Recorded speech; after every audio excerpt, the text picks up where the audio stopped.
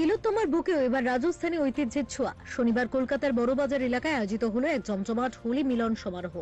শ্রী শ্রী সিদ্ধিবিনায়ক ভক্ত মণ্ডল এবং বাংলা হিন্দি একতা মঞ্চের চেয়ারম্যান সুশীল কোঠারির মূল ব্যবস্থাপনায় এই অনুষ্ঠানের আয়োজন করা হয়। শুভরাম বৈশাখ স্ট্রিটের মহেশ্বরী ভবনে আয়োজিত হয় এই বসন্ত উৎসব। এবারের আয়োজনে বিশেষ আকর্ষণ হিসেবে ছিল রাজস্থানের ঐতিহ্যবাহী ধাপ সঙ্গীত, যা পরিবেশন করেন সঞ্জয় মেহরা ও তার দল। কৃত্রিম রং এড়িয়ে উৎসবের আমেজকে স্নিগ্ধ করতে এখানে আয়োজন করা হয় ফুলের হোলি। আয়োজক সুশীল কোঠারি জানান, আমাদের এই উদ্যোগের মূল লক্ষ্য হলো মানুষের মধ্যে সম্প্রীতি বাড়ানো।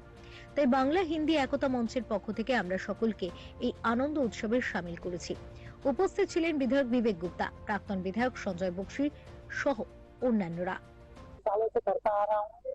आपस में द्वेष भुला के सब मिल के हम लोग आपस में मिल के ये कार्यक्रम करते हैं। इसमें जितने भी पार्टी के सब है, टीएमसी जो भी करते हैं, सब एक साथ मिल के हम लोग ये होली का उत्सव मनाते हैं। और दो उत्सव मना तो सबका होता है, दीदी बोलती है, और प्रोग्राम जो अपने हिसाब से सब करते हैं।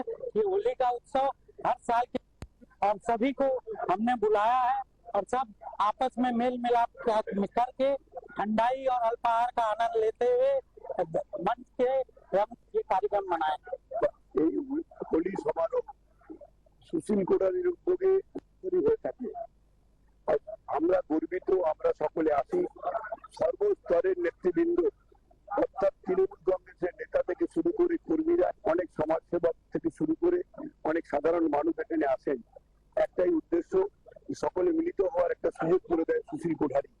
আর আমাদের আবার হোলি উৎসব, হোলি মিলন সমারোহ, এটা এই বড়বাজার, যেটার বড়বাজার অঞ্চলে অনেক সময় নাচ গান থেকে শুরু করে আমরা মাতোয়া হোলি উৎসব বা দোল যাত্রা এমন একটা উৎসব, সকলকে রঙে আমরাও বলি, আসলেও বলি, আমরা চেষ্টা করি, আমরা মনে করি।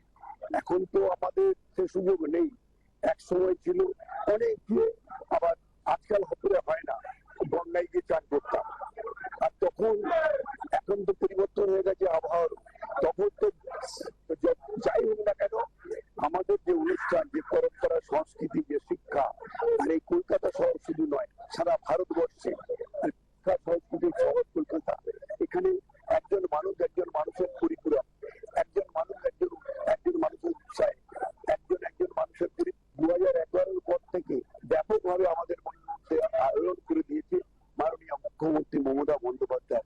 তিনি সবসময় বলেন তো ধর্ম যার যার উৎসব সবার। এই উৎসবে আপনি দেখবেন শুধু হোলি বলে কোনো বাঙালিরা বা হিন্দি ভাষাভাষী এখানে উপস্থিত আছেন, তাছাড়া বসে আছেন, এরকম বিভিন্ন সম্প্রদায়ের মানুষও এখানে এসে উপস্থিত হয়েছে।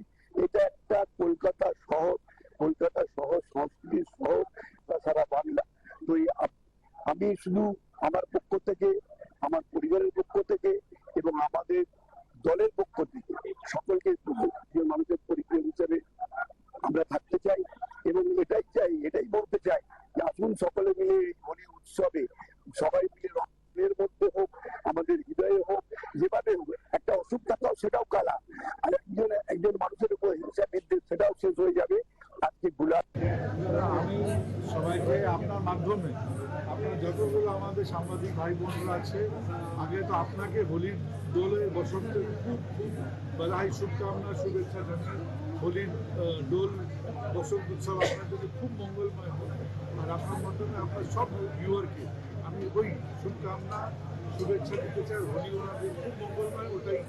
আর হোলিটার যে ট্রু স্পিরিট আছে, যা হোলিকা দহন যখন আমরা করি, আমাদের মনে যা রাগ, দ্বেষ, শত্রুতা, কুৎসা যা কিছু হয়, আমি ওই অগ্নিতে স্বাহা করতে চাইছি।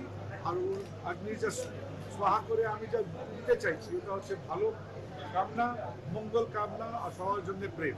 দাদা, আজকে যেভাবে খসড়া তালিকা হলো, এখানে এত লক্ষ ভোটার, সেখান থেকে দেখুন, এটা আমি বারবার একই জিনিস বলছি, 135 লোক মারা গেল। ভোট জরুরি না 135 মানুষের প্রাণ জরুরি, এটা আমি এখনো পর্যন্ত বুঝতে পারছি না। আমার জন্য তো এক একটা প্রাণ জরুরি। আজকে দেখছি যা বিএলও পুরো এক্সারসাইজ করেছে, ওর নাম লিস্টে নেই, চিফ সেক্রেটারির নাম লিস্টে নেই। বলে কি বলবো আমরা, কি মানে মজা হচ্ছে না কি হচ্ছে আমরা বুঝতে পারছি না। আর কি হচ্ছে, আপনি এসআইআর নামে কি করতে চান? আরে ভাই, যারা মৃত, ওরা তো মৃত্যু তো কোনোদিন ভোট দিত না, তো ওনার নামটা আপনি যদি সরিয়ে দিয়েছেন ভোট তালিকা দিয়ে, কি বড় জিনিস করে দিয়েছেন? ওর জন্য কি এত লোককে হ্যারাসমেন্ট দরকার ছিল? ওই রকম লজিক্যাল ডিসক্রিপেন্সি, এটা তো নতুন নতুন জিনিস ইজাদ করা হচ্ছে। এখন দেখা যাচ্ছে কাউন্সিলর থেকে তার ফ্যামিলি দুজন থেকে নাম ওখান থেকে লিস্টে দেখা যাচ্ছে রিলেটেড।